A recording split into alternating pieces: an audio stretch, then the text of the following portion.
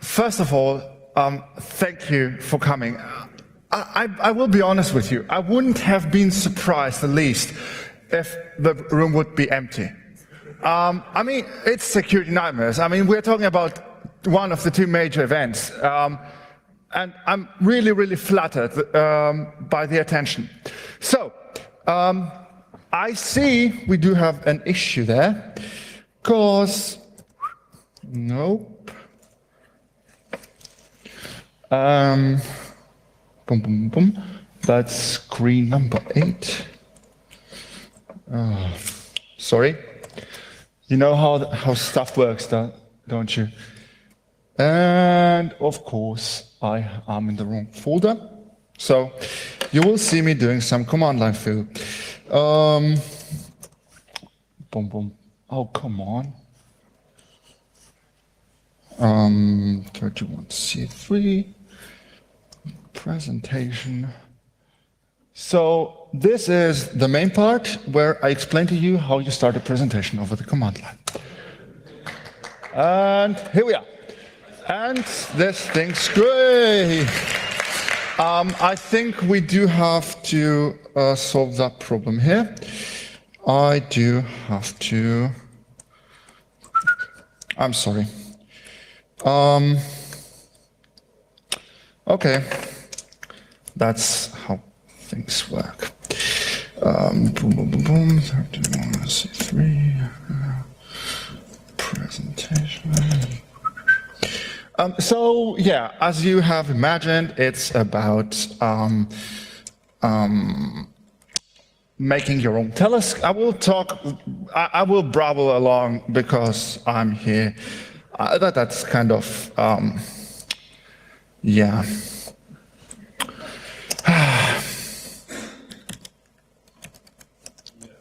Do you know? I'm sorry, I just screwed up totally. Don't worry about it. I think you're not live. Yeah, I don't think so either. So he told me not to worry about it. Yeah. I mean, I don't. To be honest, I don't have to worry about it because I already screwed up. Yeah, but it's the last day of Congress. It's the last talk. We had 4 days of not much sleep, probably. Yeah, tell me more about that. And we are all hackers, so we love terminals, and why not just look at them for a few minutes? So, yeah. Just appreciate the beautiness of green fonts on black backgrounds.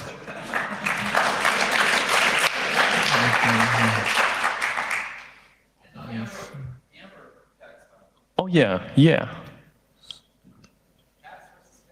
So if you want to prune my laptop, if you do it, you're gonna die. Yeah. And I'm not especially I'm just saying I've only seen that happen with Linux machines, right? So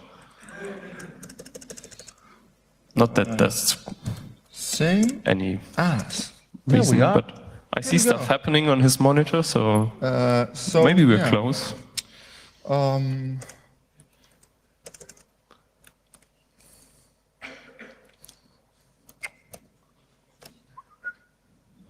Let's set the duration to 45 minutes, shall we?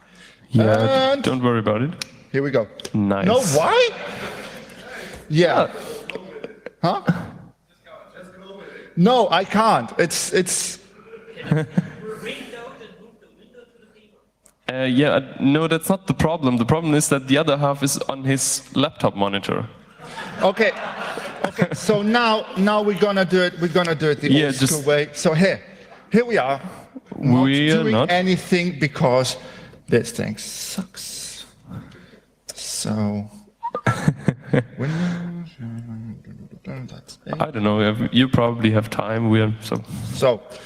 All right. We've got something here, and we'll have to go. Nice. So, that's always the thing. If you, I looked up what tool should I use. There are a lot of ones you can buy, and yeah, this one is open source, and of course I love open source. So I use that, and never with a second monitor, because of course I never thought about that. So, yes, it's about amateur telescope making. First of all, what I often hear when I tell some, I'm at the People's Observatory of Munich. I did also some research in astronomy, and so I'm involved, and I do.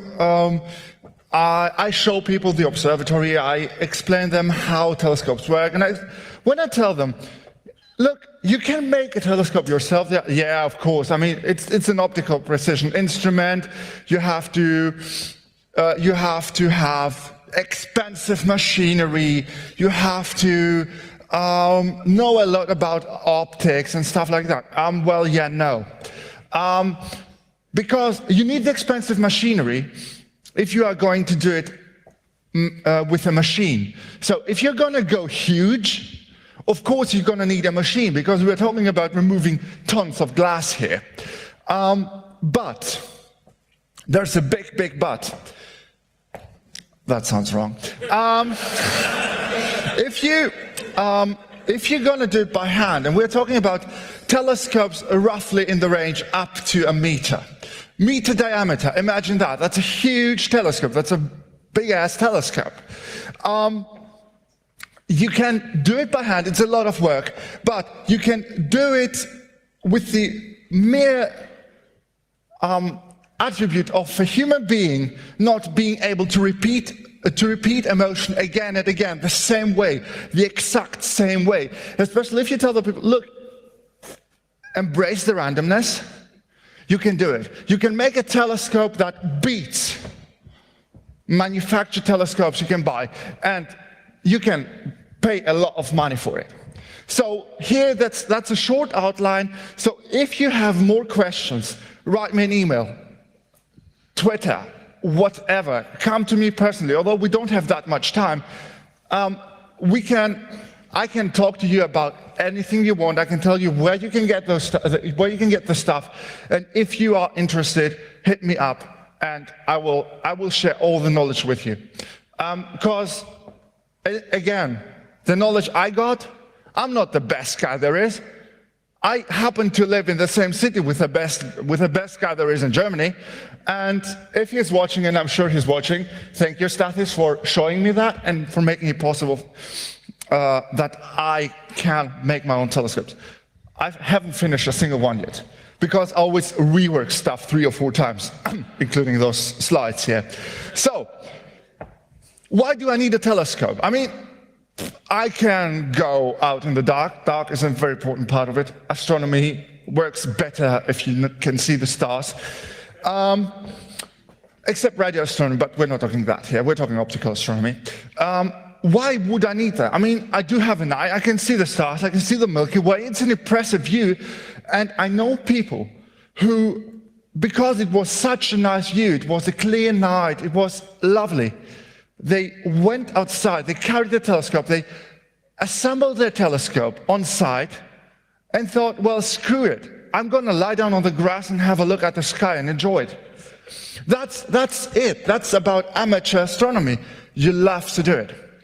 And, well, if that works for you, go for it. And if you make a telescope, don't let anyone tell you, oh, that doesn't work. If you know it works for you, do it.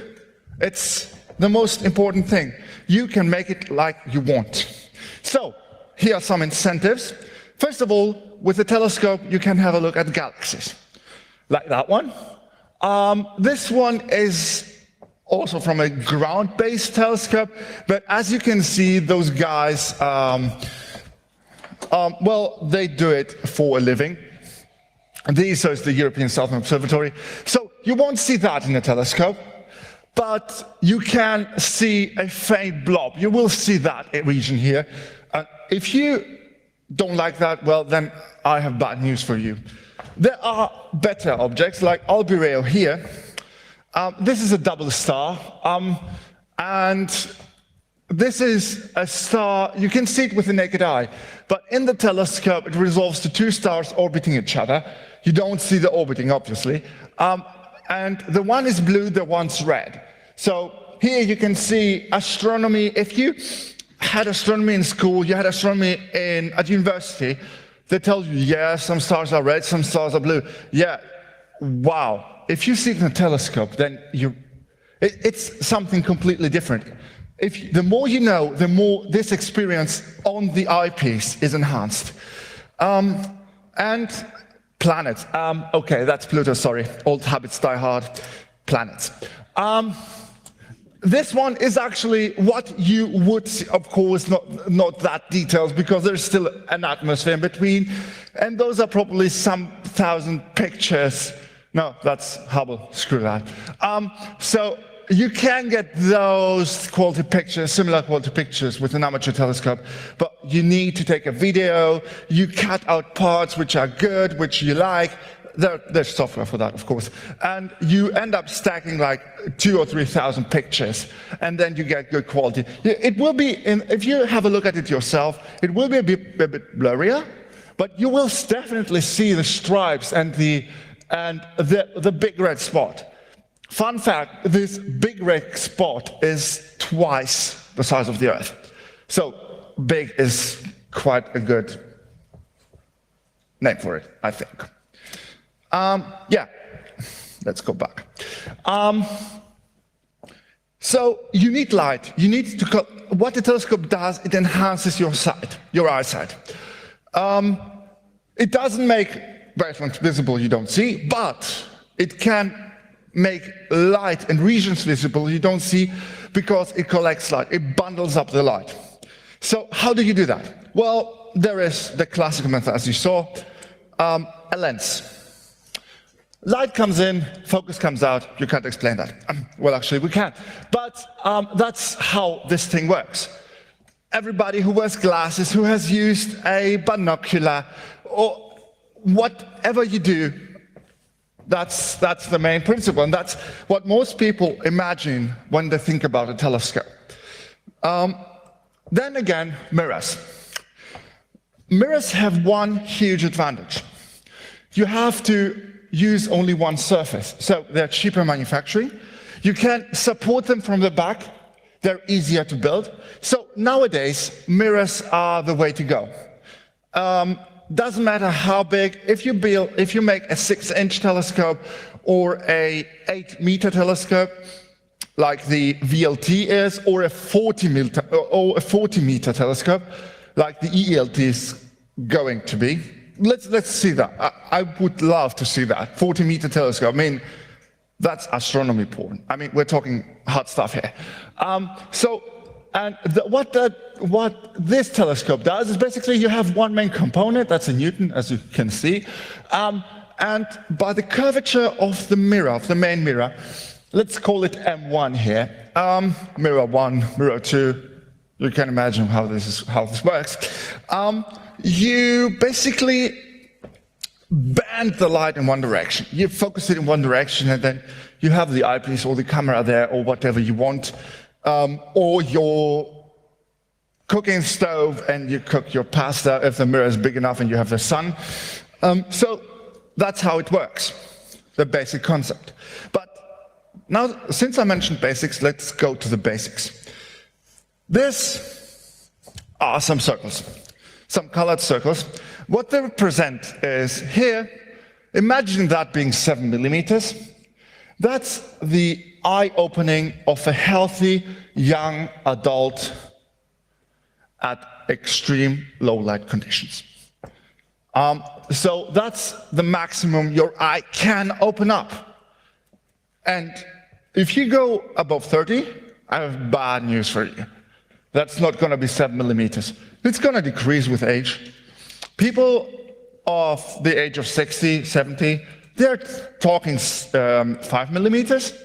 So you can see, well, okay, that's surprisingly big. If you actually, I did that, I drawed it actually with millimeters and scaled it down to fit in the slide. And whoa, that's big. Yes, it is, surprisingly big, but it's bigger. The circle next to that is represents a 50 millimeter optical, 50 millimeter aperture. So This is the cheap telescope you're going to buy your kid for 100 euros. Please don't do that. The mechanics are crap most of the time. So kids end up being frustrated and driven away from astronomy just because of that. And binoculars are the same diameter. So you can buy for 100 euros really, really decent binoculars with 2 times this aperture and have a look at the sky. It's not expensive hobby. It's really, really good. What you can see, and people put aside their big telescopes and use the binoculars. Every telescope has its own sky. You see different things, different magnifications, and I mean, it's really, really. You can start small. That's what I want to say here. Then we have a 140 millimeter. That's a typical starter telescope, and this here, this is no moon. This is a 1 meter mirror. It doesn't fit into the slide. So, as you can see, most of you already know it, but the surface area grows exponential. So, you increase the diameter by 2, and as you can see here, the surface goes up by 4. So, in the end, you collect more and more light. And light is extremely important here, because you're trying to get the last photon out of that object, or the last photon that hits Earth. Another thing is that with diameter, you also increase the resolution. So here, that's the so-called baseline. Actually, to increase the resolution, you don't need that part. That part simply collects light. You could just use the part on the left edge and on the right edge, and you would have that increased angular resolution. And in fact, we're doing that. It's called interferometric astronomy. It works great with radio telescopes, but with optical telescopes, they're right about bringing it to functionality. But it's still a bumpy road to go down. A bumpy road, sorry. Sorry, I'm totally on caffeine. And you know how it is. Big audience, you get bright light in your eyes and you barely can see the people down there. And that's how it goes. So it goes inverse proportional. Yeah. So again, the types of telescopes, how it works. Here, the light goes in from the front, and because it's a mirror and it's reflected, you do have to have that part here, this secondary mirror, which goes up. And here you have a typical single lens telescope. You can see you have color errors here, but that's not the point. The point is, what I want to make is, here you have 2 surfaces, here you have 1. One surface doesn't have to comply with anything. You can have 1 surface, you can make it work, and at the moment it works, it works. Here, you have to make 2 surfaces work with each other. And that's much, much harder. Because if you happen to make it wrong, it can totally go south. If those 2 are not centered properly, the whole optical capabilities of the telescope go really, really bad. So, yeah. Now to the main part, making the telescope, actually doing it. First of all, I will talk about the optics. This is the part which is most complicated, I'd say complicated is the wrong word. Less people are familiar with optics than they are with making aligning wood so that something works. So that's the new part for most of you, I guess. I happen to know that at least one person in the audience is already thinking about making a telescope, so he maybe knows more about that. But it's not complicated, it's not hard. What would you do? What would you make your own telescope? I skipped a slide. Well, basically, because you are flexible, you can make it the way you want. If you want to make a telescope that's pink, you can make a telescope that's pink. If you want to make a telescope that's rubbish, you can make a telescope that's rubbish. You can make it however you like. And you can also include rocket launchers, which was suggested by somebody. But I wouldn't recommend. Most other astronomers don't like a rocket launcher being on your telescope and destroying their hard work. And the quality, again, if you want to make it, you can make it as good as you want. You can go through n+1 iterations and still add another one. You don't care. Okay, you care because at one point you want to use it actually and make something with it, but that's where I'm stuck. I'm making the iterations. I started writing my mirror from scratch 2 times now. So you can adjust that part. If you need a telescope that's only going to work for infrared light because you want to make an infrared transmission path, go for it. You don't need to invest that much time in it. You just need polish it roughly, and it works. You don't have that high specs as you have in with optical light. The price, of course. Although a small disclaimer here: if you're going to make a telescope 10-inch big and you want to save money, don't do it. You can buy really decent telescopes nowadays with up to 16-inch, and you would still save money. I'm talking about raw costs here, not the time invested. If you calculate that, it goes through the roof. I'm talking about cash you take in your hand and put on the counter. You will save money up to 16-inch, but make a small telescope, one that you would like to use, of course, to gain the experience, to see how it is, how it works, where the problems are, and then go big. If you go really big, if you go above 18, 20, 24, 30, 33 inches, 40 inches, the sky's the limit here. People are running amateur telescopes with 1 meter diameter. That's insane. If a guy arrives at the site with a trailer and he tells you, yeah, that thing is full with a telescope, with 1 single telescope, and you have to climb up a ladder 2.5 meters to get to the eyepiece, you know what I'm talking, why I say it's insane. It's crazy. But then again, we are at the Hacker Congress between the holidays. I guess we are crazy too. And, of course, availability.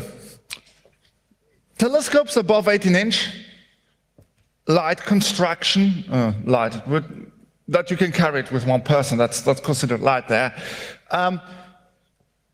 They're not that abundant. There are some small manufacturers, and you order it today, you will have it at the 33rd C3, maybe. So we're talking 2 years delivery time, and in that time, of course, you will be able to make your own telescope. And most importantly, because you freaking can.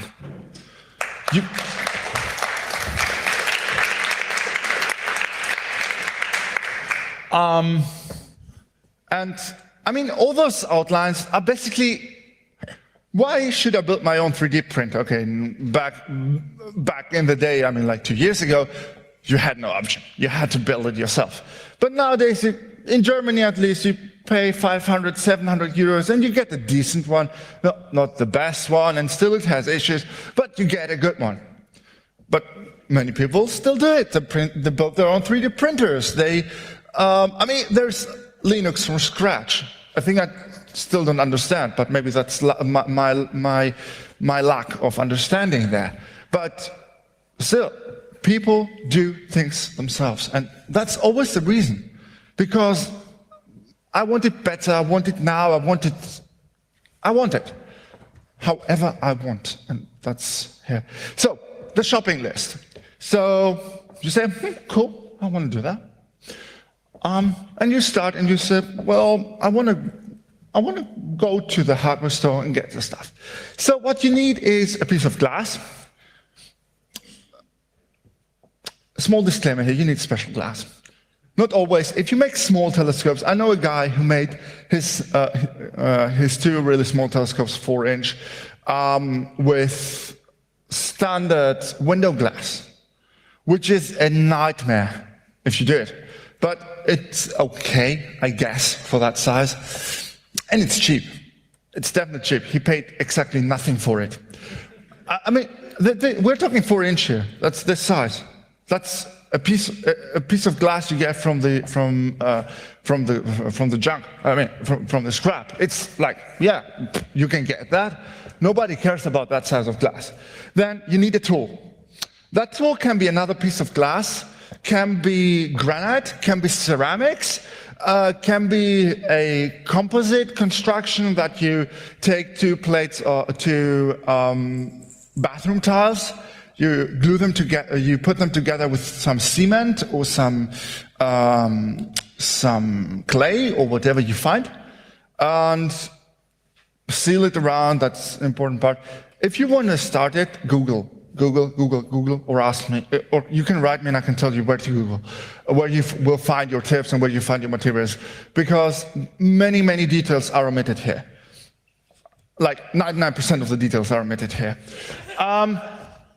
Some sand, silicon carbide actually, but that's, yeah, we call it, you take 2 pieces of glass, throw bits of sand in it, and then you have a telescope. That's how one guy put it once when we discussed it at a astronomy meeting. And polishing agent, that's most of the time that's not aluminum oxide, ceroxide. Really interesting chemistry going on there, and nobody really knowing why.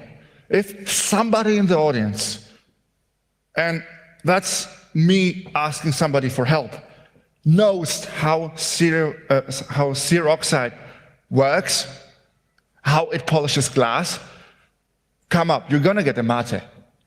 Really, I really had a hard time to research that. And pitch, like the black thing pitch, not the tone one. So, here we have that's the mirror, that's the tool. Here I illustrated 2 pieces of glass because I was lazy, pure laziness here. What you do is you have those 2 mirrors. In between there's the sand, those 2 pieces of glass. Here's the sand, the abrasive, and here you put pressure on it. So what happens? In the center of the top part, you have higher pressure, and on the edge of the bottom part, you have increased pressure. So, hands up, and I want you to participate on that. What will happen with the top part? Yes? You were in the middle. You were in the middle. You're gonna get a hole in the middle. Oh, do you remember the slide from back there where we had that concave mirror? Well, that's what happens. You get the curvature. And if you do that chaotically enough, so you turn the 2 parts in opposite directions randomly, like you make some. Actually, I wanted to make a small demonstration here today, but guess what? Where the demonstration is exactly at home, where it's absolute with a perfect use. So you rotate it, you move it along, you make different lines, you make overall a chaotic movement, and you end up with a sphere. So what you do then is you measure how deep you are, and you know the shape of the sphere you have, and if you get to a point where it is the shape you wanted, you refine it. First of all, with silicon carbide, you start with with a granule size of 60. Oh, by the way, silicon carbide, everybody knows it. It's the stuff glued on sandpaper. And you go up to 320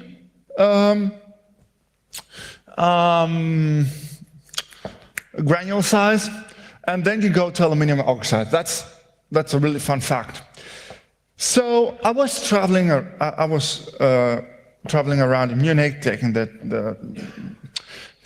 metro, and well, as chance will have it, I forgot my wallet at home. In the wallet, it was my student ticket. So basically, I got checked. Of course, when you forget it at home, they check you. They ask you where's your ticket, and then you never mind. So sometimes it happens that the police is present. So imagine a police officer. Oh, tell me, what's in the backpack? They're actually allowed to do that. What's in the backpack? And I just got my mirror, and there is also some polishing agents, some silicon carbide, some aluminum oxide, and whoever knows what color aluminum oxide is. Pure white. And then imagine that being a powder with the size of 9 micrometers. That guy started asking questions. Thank God they had like a rapid test, and I told him, look, guys, you see, that's a set. That's the 80 granule size. That's silicon carbide. That's why it's black. It's silicon. It has. And I explained, and they believed me, but still, it got complicated. Yeah. Sorry, I didn't understand.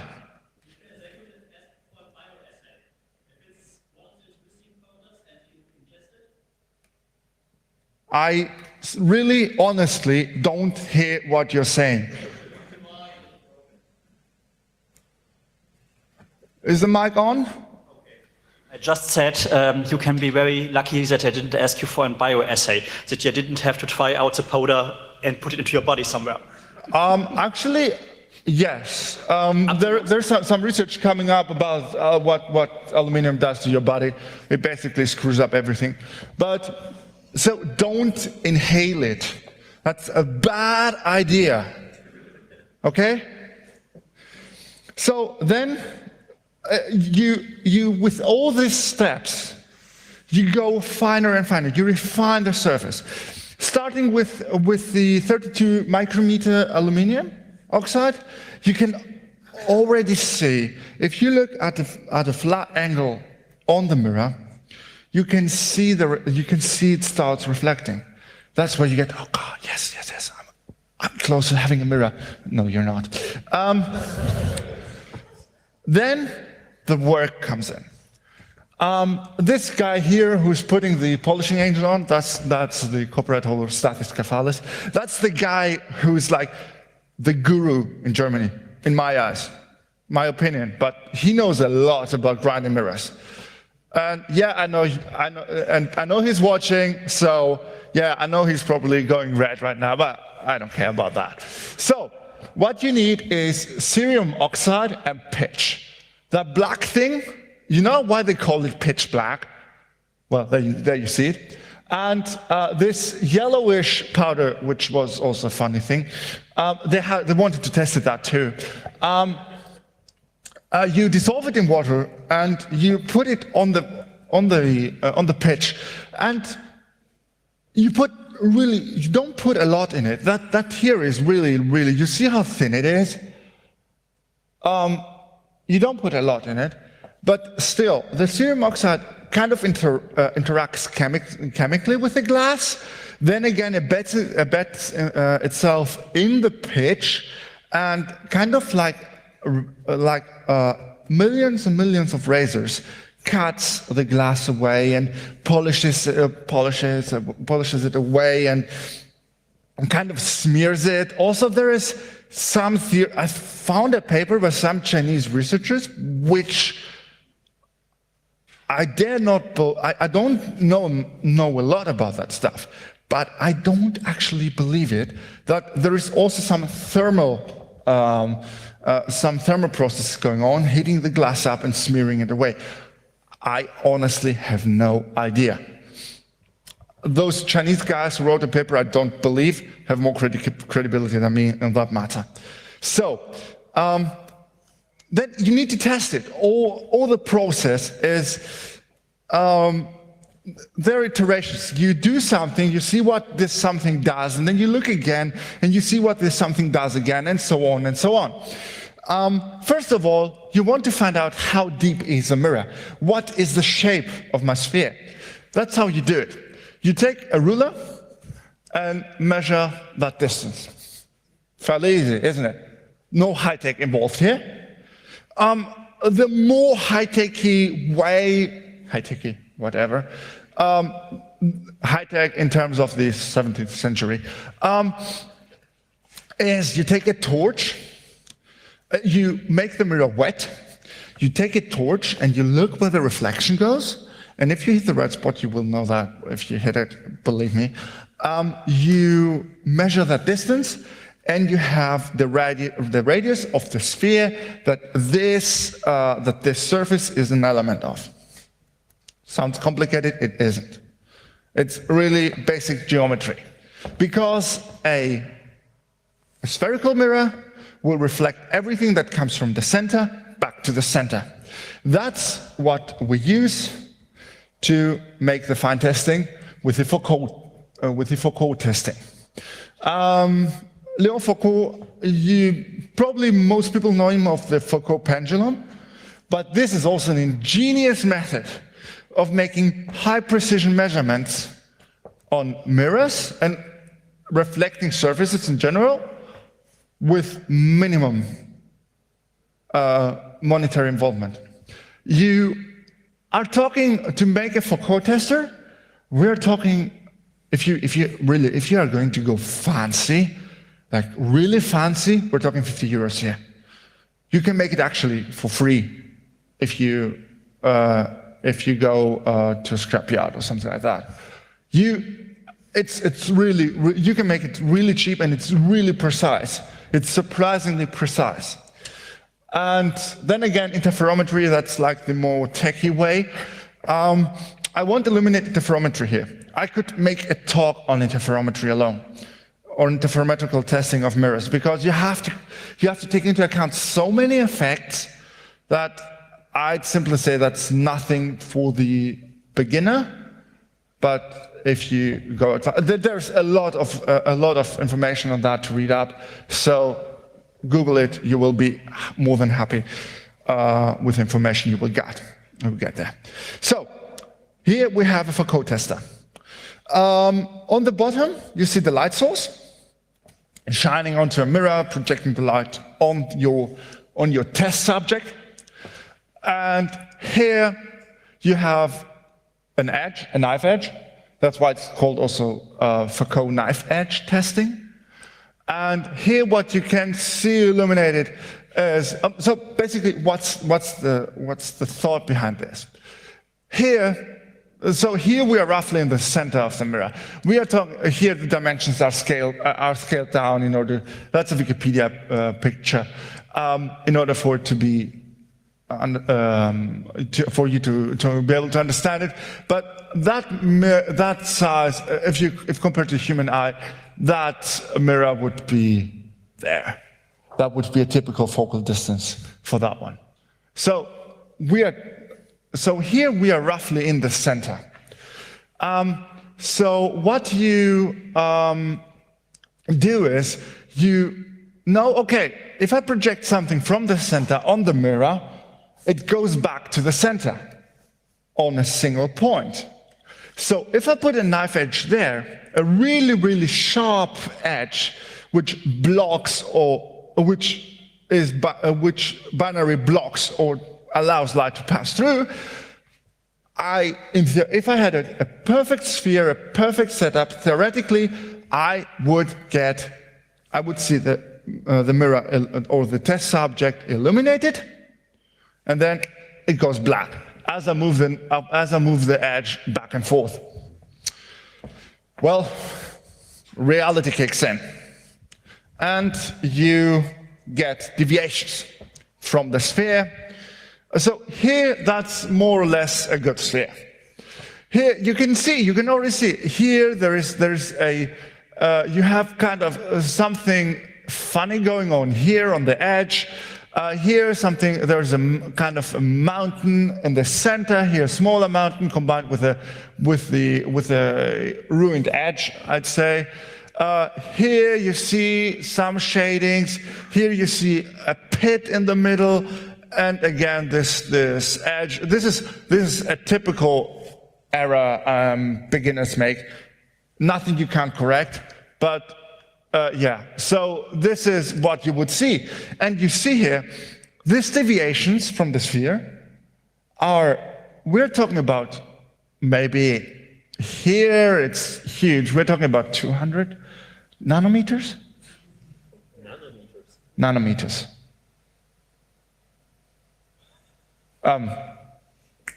Excuse me. 20 wavelengths. Sorry. 20 so lambda 20. I'm sorry. Yeah. So this is 20 wavelengths, and as a matter what you would use as wavelength, typically white light. So you would use that's 20 times 400 nanometers. That's a deviation here. We're talking about precise testing. Actually, I don't know if I do have that picture where you have that Foucault test, and somebody puts a hand in the beam. You can actually see the thermal turbulences of the hand. So you can imagine what the resolution here is. It's really, really good. And yeah, interferometers. This is basically for you to have something to Google. Those are interferometers which work with which amateurs have built, common path interferometers. They are not that precise, but they have an advantage in construction. So that's basically for you, if you want to look it up, that's what you would Google for: bath interferometer, point diffraction interferometer, and the Fizeau, which is also point diffraction interferometer, but with a special setup. Again, I could go on. I didn't exactly lie to you, but I didn't tell the whole truth. The sphere does not provide a perfect image. If you have light coming from infinity, here we have an illustration. If you have light coming from infinity, here parallel beams, that always helps shaking up batteries. So here you see that's the focal region. That's called spherical aberration. You have it always with spherical optical elements. They kind of have a hard time into focusing light from infinity onto one point. And correcting this is fairly easy. You just take your sphere. This is a bit exaggerated, but you take your sphere and make a little dimple in the middle, and you end up with a parabola, and a parabola focuses all the light on one point, coming from infinity. Again, this is really, really exaggerated. Car lights use that inverse path. You have the light bulb here, and you get a parallel path there. Parabolic antennas, guess where they got the name from? So testing that is kind of a bigger challenge, because you don't test the whole mirror as a whole, and you only know how to test spheres. So what we do is we cover up some areas there. It's called a mask. You have black paper and you cut holes in it. So what you do is you approximate that parabola with a lot and lots and lots of, depending on how many you want. For a small mirror, 3 regions. For a big one, you would use up to 8, up to 10, 12. I've seen one with 14, that's just insane. So you approximate the mirror with zones. You assume that you have a steady curve. You don't make funny stuff between the regions. So what you do is you measure a lot of spheres, and if the relations of the spheres to each other is correct, everything works fine. There's also software where you can calculate what that relation has to be, which fits everything and stuff like that. You can do that in an Excel sheet or LibreOffice calc sheet. Whatever you want, you can do that. There's a lot of software, and if you search for core interferometry, you will stumble upon those pieces of software. Most of it runs on Windows, but Wine works just fine. So this is the grinding part, making the mirror. For a 8-inch, 200 millimeter, 8-inch or 200 millimeter mirror, we would calculate, if you are good, 90 hours of grinding, polishing and everything included, and testing. If you are average, we're talking rather about 130 to 150 hours. The biggest part is building the telescope. First of all, you have to decide, what do I want? Do I want a telescope which I want to, perfectly possible with an 8-inch, to take it with you on the airplane, hand luggage. I don't know if the TSA likes it because I don't know, but I know people who take their telescope on the plane as hand luggage. Maybe you want to, I had the problem. I needed public transport. I didn't have a car until recently.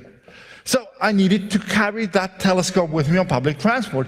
So I bought one, blame on me, but yeah, I bought a small telescope, have that in my backpack, have a tripod in my hand, and the eyepiece is on the other hand, and I just can't go ahead. People can take me easily with them in the car or whatever, so it's not hard for them it's not easy to them for them to say no and just say, okay, I don't want to, I don't have room or whatever. It was really, really compact.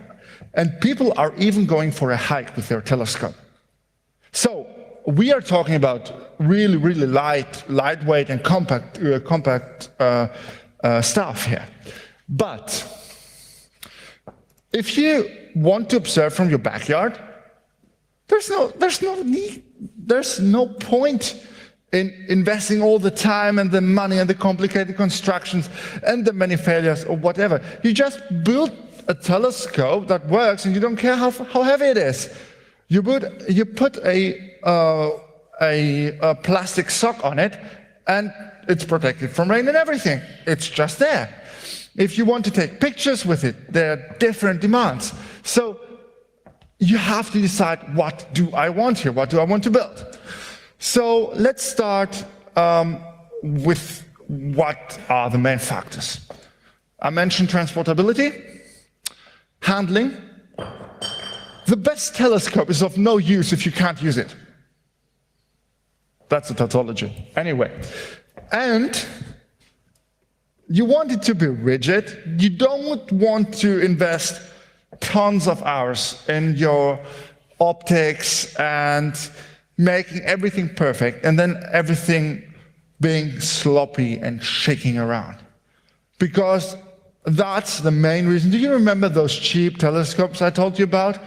Don't buy too cheap telescopes for kids, because they have sloppy mechanics and they are no fun to use. And if it's no fun to use, you won't use it. And if you won't use it, then don't start in the first place. So those are really important factors. And especially the transportability is a thing. Also, your budget. If you have no budget and if you have no car, there's no point in making a 1 meter telescope. We are talking about 5,000 euros only for the mirror. And if you are not careful, and that guy in the stream watching right now, he knows what I'm talking about. He made an 8, maybe you ruin 400 euros worth of glass. He was nearly done. He was doing his final tests. Had his mirror on a bench, and his kids were in the house. He was eager to finish it. One of the kids opened the door, went through the house, kicked the mirror off the stand, and you had 3 really, really well-polished shards. Yep, that hurts. Another guy, the status guy I got most pictures from. Thanks for that, by the way. In order to avoid that, he put his foot under the mirror to catch it. He had a broken foot. The mirror was okay. He said it was worth it. Imagine. So, yes, be careful with it and calculate. A failure shouldn't ruin your budget planning for the next holiday. So basically, one thing you have also to decide is how do I want to mount it. Here, this is an alt-azimuth mount, shortened up alt-az. So you see, it's easy. Up and down, left, right. You have 2 axes, perpendicular or parallel to gravity, perfectly fine. Engineering, no challenge. Here we have a German mount. The reason you would do that is you want to take pictures. So the Earth axis is tilted. And what they do here is you have one axis parallel to the Earth axis, and you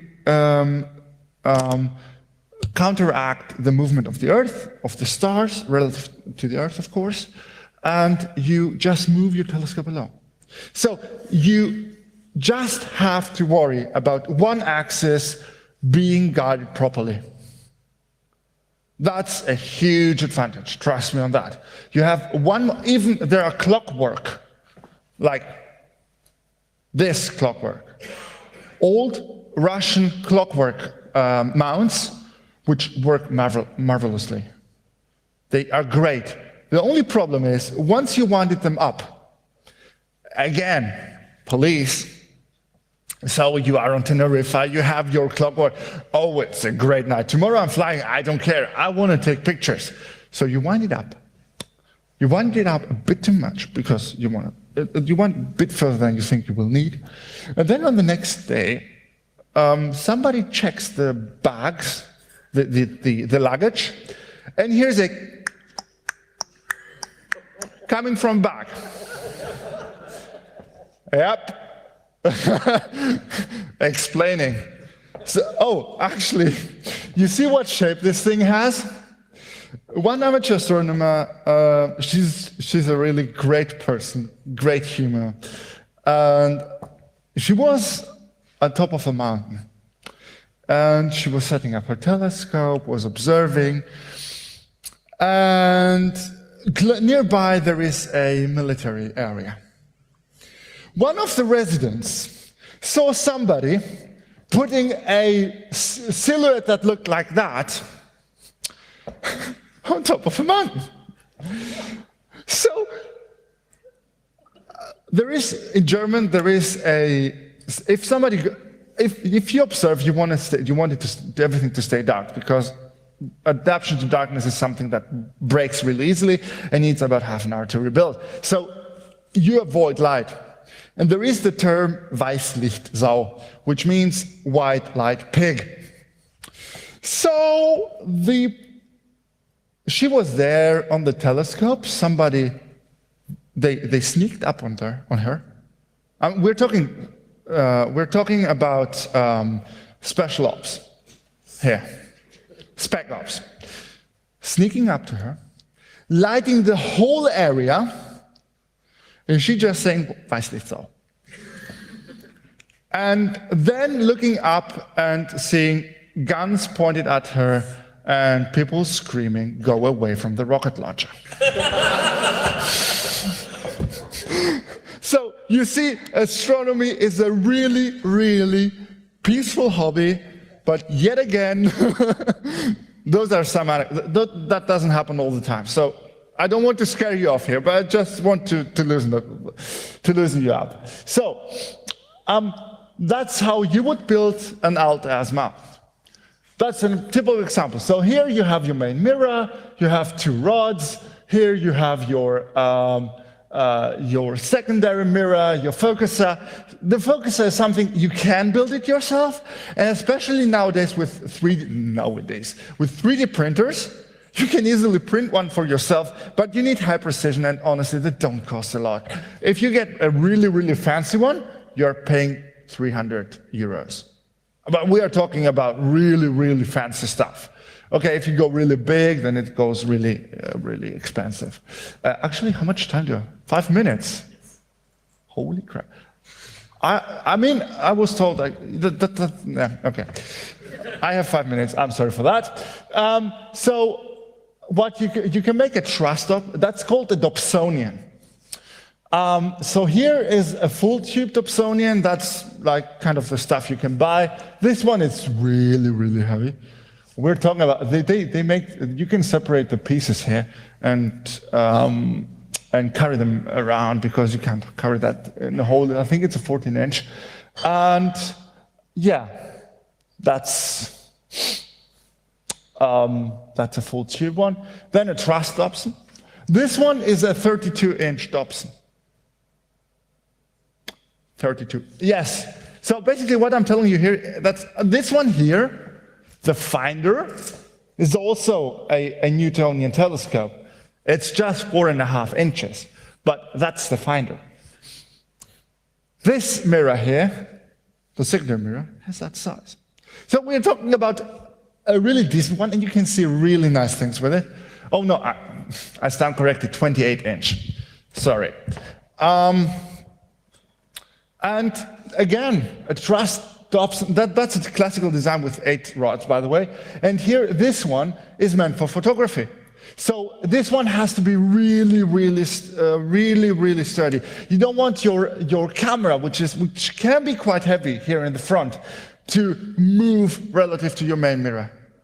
That's really, really bad karma. You don't want to do that. Your picture is going to be ruined. Your half-an-hour luminosity picture is going to be crap. So you want it to be as steady as possible. So that's why it's made like that, with a huge diameter in the middle and going smaller, going thinner outside, because it's also mainly supported in the middle. So here you have a three-rod design, a 2-rod design. This one is really, really, really compact. The rods are separated. You see this here? Those are bass strings. This thing is set up and you can play music with it. Not a good one, but you can play music. And here you have really the baffle in front of the second. So this one is a compromise going totally for transportability. You lose light if you do that, because you have the strings going in the optical path. You have this huge thing here, so you want to have it really light. You're losing light, but you wanted to carry it with you. And I happen to know that Stathis has made with his motorcycle a tool with that. And so yeah, everything possible. So the top part I have to speed up a bit. So if you don't understand something, please forgive me on that. So the hat, the top part, has 2 main components which you want to support thoroughly. Here, the secondary mirror, that's the shiny thing there. Guess what? And the focuser. That's one of the fancy ones that costs 200 euros. And you want that hat to be as light as possible because you are away from the center of mass, and you want it to be stable. You see engineering problems coming up? Everybody does. And solving this problem seems impossible, but it's really, really well, they're really, really good solutions. So here you see trusses here on the supports, and yeah, here another solution on that. And yeah, so you can solve that. People have actually made hats, secondary mirror supports with guitar strings. So everything's possible here. 2 minutes? Over? It's maybe 5. I'm speeding up here. Sorry. And here you have the mirror box, which is basically quite easy. You have this structure here, which supports the mirror. Here there would be silicon pads if it's done. And everything movable, easily movable, that everything can align in such a way that there is no torque on the main mirror. You don't want that. You really don't want that. It ruins your image for no particular reason. So you don't want to do that.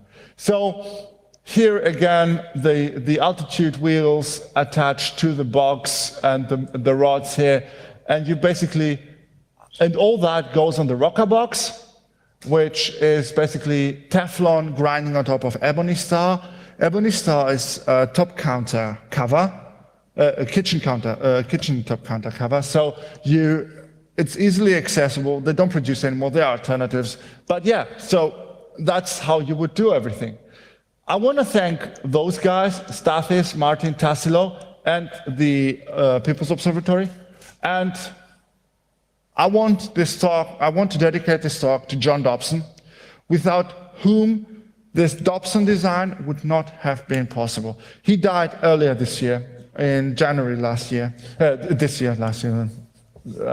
So he died earlier this year, and yeah, was a huge loss, definitely, for the community. And that guy was the one that made democratized astronomy for everybody, the sidewalk astronomy. And yeah, some software here. Just Google it up, open source, everything. Download it, modify it, improve it. And some links where, yeah, Cloudy Nights, that's an English forum. Everything is organized with forums in the sector. Astrotreff and Astronomie.de are sites that are German, so everything happens in German. And yeah, can we arrange 5 minutes for a Q&A? Yeah, I think that's possible. Thank you. Yeah, sure. Yeah, so if anyone has questions, just come to one of the 4 microphones and we'll just go ahead with microphone 3. Hi, I was curious. Hello. I was curious whether amateur astronomers using these systems have ever done things like calculate redshift, and whether they actually look into the more sort of scientific side, or whether it's purely observing. There is some science done, but it's mainly variable stars and asteroids and planetoids, stuff like that. Because the problem you could possibly calculate or measure redshifts, but the matter with that is you need for redshift calculation, you need high resolution spectrometers, and those are expensive, and they are expensive for a reason, so they're really, really hard to make.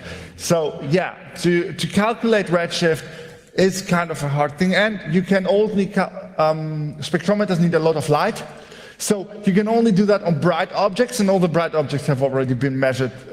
There's the hell measured out of them. So you can do that, but you can't contribute in science with that. Main contributions of amateurs are, again, as I told you, small planetoids and variable stars. But there's also one site called galaxyzoo.com, where you have pictures of galaxies, and you can sit there on your PC. Works great if you have to wait on somebody. You can say, okay, that's a spiral galaxy type, and so on. So you can help classify galaxies there. So you're welcome. Yes, please, mic number 2. Hello? Yes? If you're using purely glass for the mirror, without the shiny surface known from the bathroom, isn't there a big loss of light? Yes, it is. You have to cover it up. I completely forgot that in my talk, and I forgot that completely. Thank you for pointing that out. You have to send it somewhere. You need a vacuum chamber to illuminize it, and to put also a cover material on top.